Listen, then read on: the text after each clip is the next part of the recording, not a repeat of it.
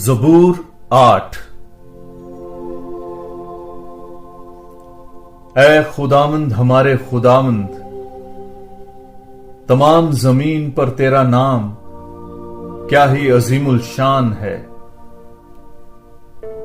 تو جس نے اپنی عظمت افلاک سے بلند تر کی ہے،